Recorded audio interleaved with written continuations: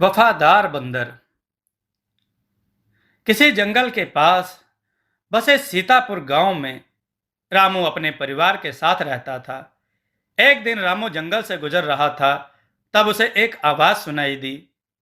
बचाओ, अरे बचाओ, कोई मेरी मदद करो, बचाओ भाई बचाओ।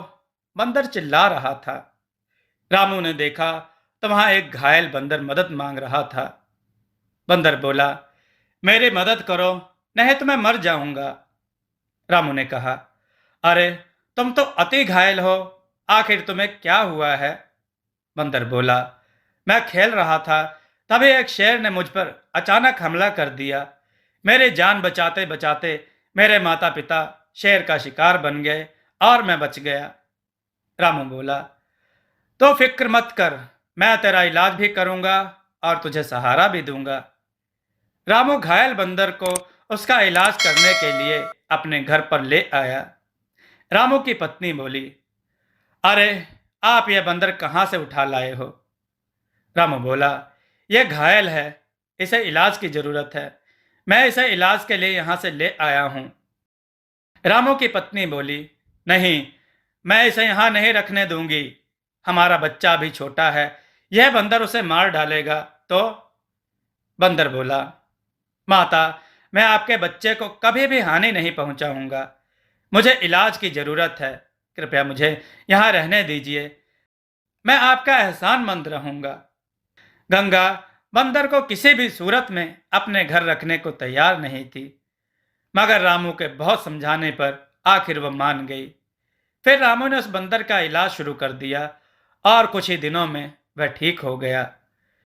ठीक होते ही बल्लू बंदर ने रामू से कहा, रामू भैया, आपने मेरी जान बचाई है, मैं सारी उम्र आपका एहसानमंद रहूंगा, आप मुझे आज्ञा दीजिए। रामू बोला, नहीं बल्लू, मैं तुम्हें यहां से जाने की आज्ञा नहीं दूंगा, क्योंकि मैं जानता हूं तेरे माँ बाप अब इस दुनिया में नहीं हैं, अब तुझे जंगली जानवरों से कौन बचाएगा? गंगा बोली, इसे जंगली जानवर से बचाने की आपको फिक्र है, मगर अपने बेटे को इस बंदर से बचाने की कोई चिंता नहीं। रामू बोला, गंगा, हमने बल्लू की जान बचाई है, यह हमारे मुन्ना को कभी नहीं मारेगा। गंगा बोली, नहीं, मुझे बंदरों पे भरोसा नहीं है। आपको याद है ना, पिछले साल पड़ोस वाले मोहल्ले में पांडे जी के छोटे बेटे को बंदर उठा ले गए थे? रामू बोला, हाँ, मुझे याद है। गंगा बोली, तब तो आपको यह भी याद होगा कि उन बंदरों ने पांडे जी के बेटे को मार दिया था। बल्लू बंदर बोला, माता, मुझ पर विश्वास कीजिए, मैं कभी भी आपके परिवार वालों को हानि नहीं पहुंचाऊंगा। गंगा इस बार भी बल्लू बंदर को अपने घर में नहीं रखना चाहती थी, तब रामू उसे समझाता है। रामू बोला, देखो गंगा, बल्लू अनाथ है, इस वक्त उसे हमारे सहारे की जरूरत है।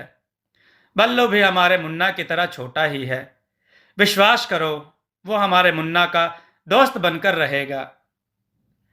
रामू के काफी समझाने के बाद आखिर गंगा बल्लू को अपने घर में रखने के लिए तैयार हो गई।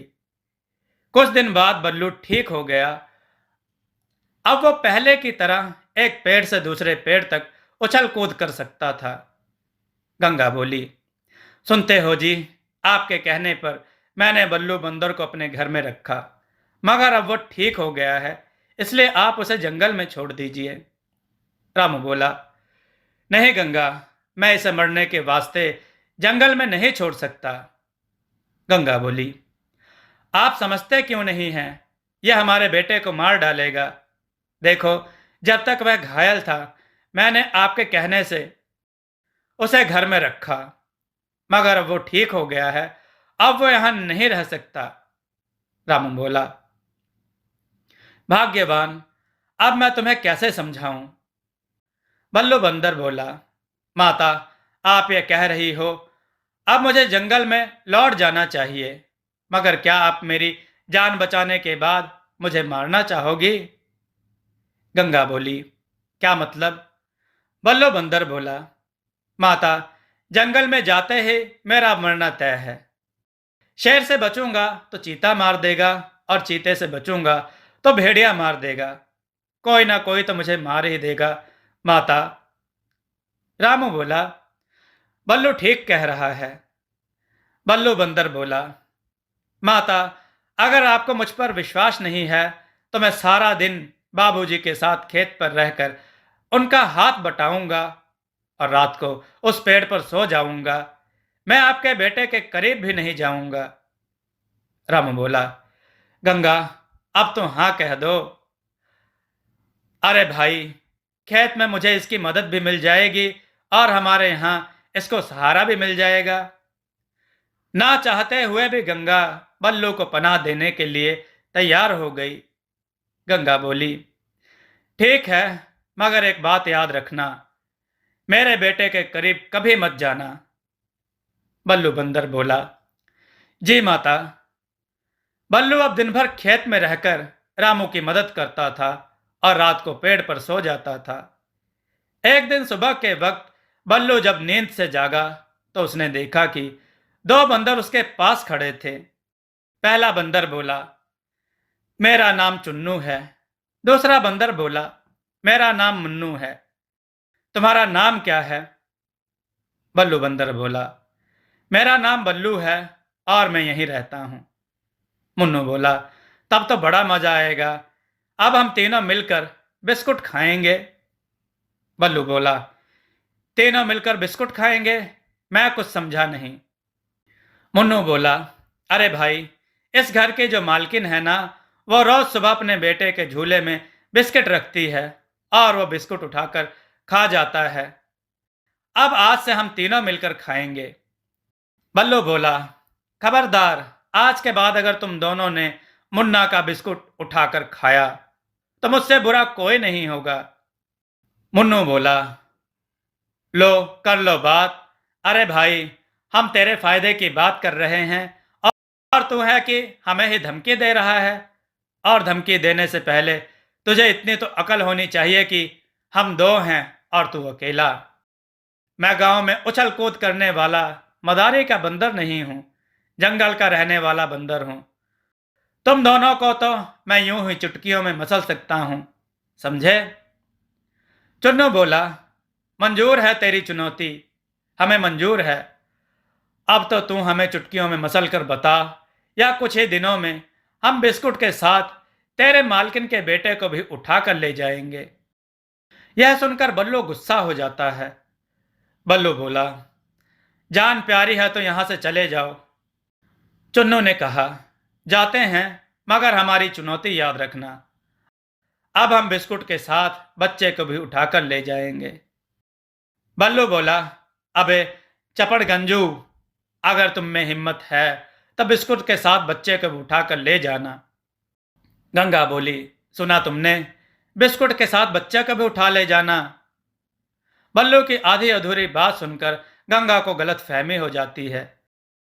वह समझती है कि बल्लू ने दूसरे बंदरों के साथ मिलकर उसका बच्चा चुराने का प्लान बनाया है। इसलिए गंगा बल्लू को मारने का प्लान बनाती है। रामू बोला, बल्लू जल्दी से नीचे आओ, हमें थोड़ा जल्दी खेत में जाना है।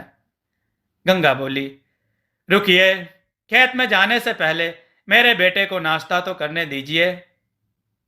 गंगा बोली, ये लो बेटे, तुम्हें हलवा पसंद है ना?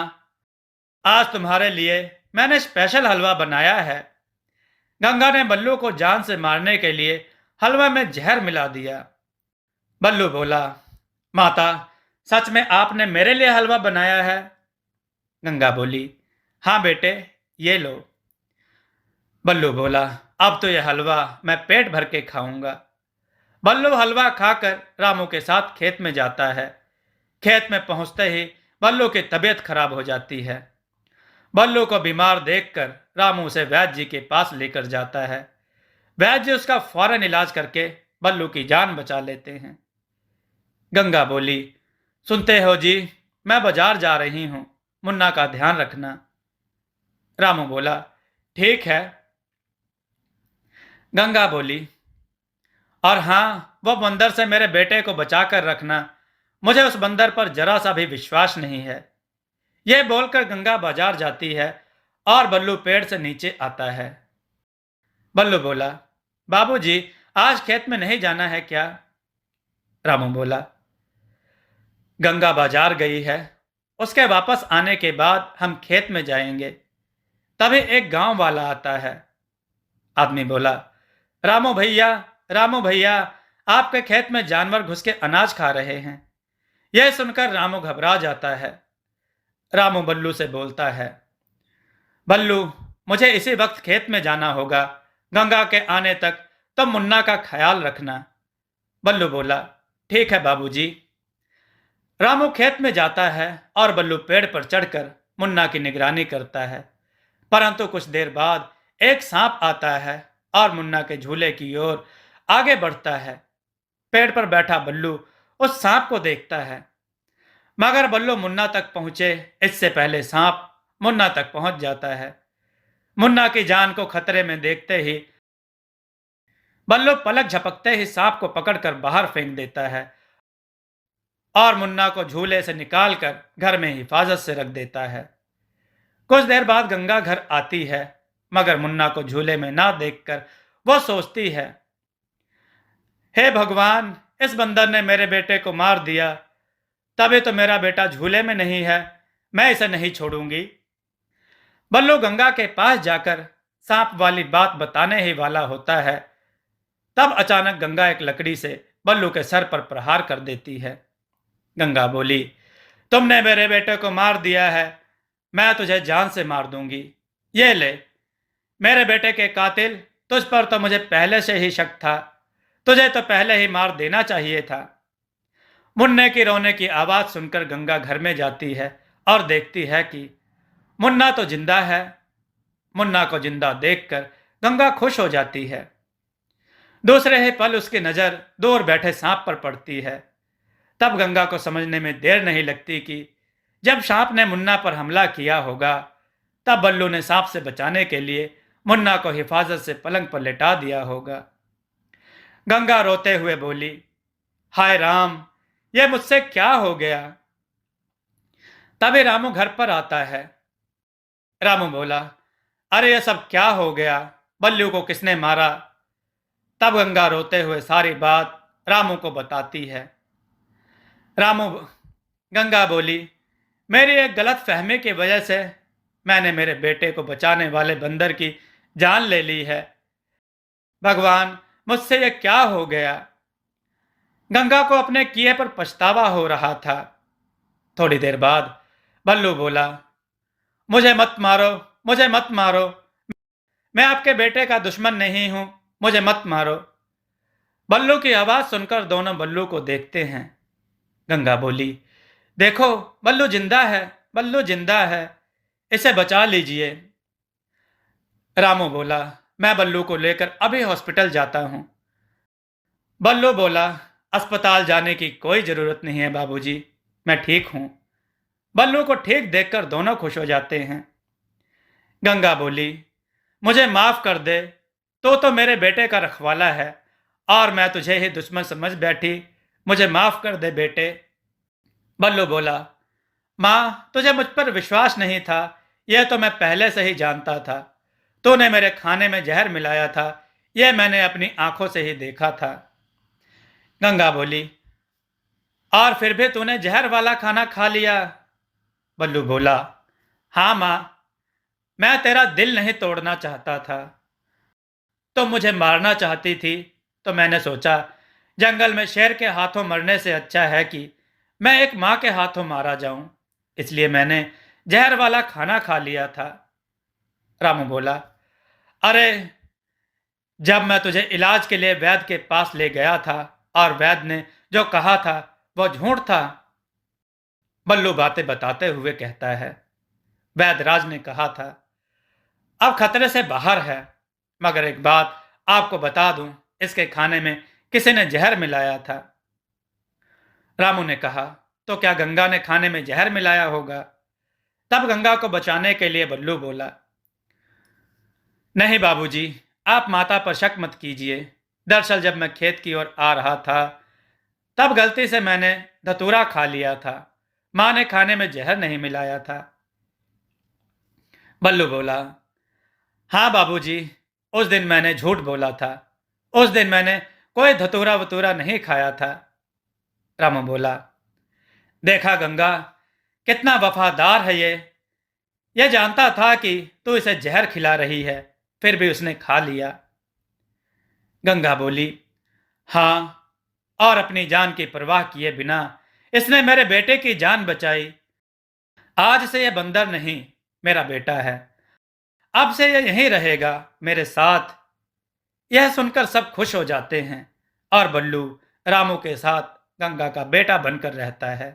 दोस्तों, आपको यह कथा कैसी लगी? अपने विचार और सुझाव कमेंट में जरूर दें। हमारी कथाओं को लाइक करें, हमारे चैनल को सब्सक्राइब करना न भूलें।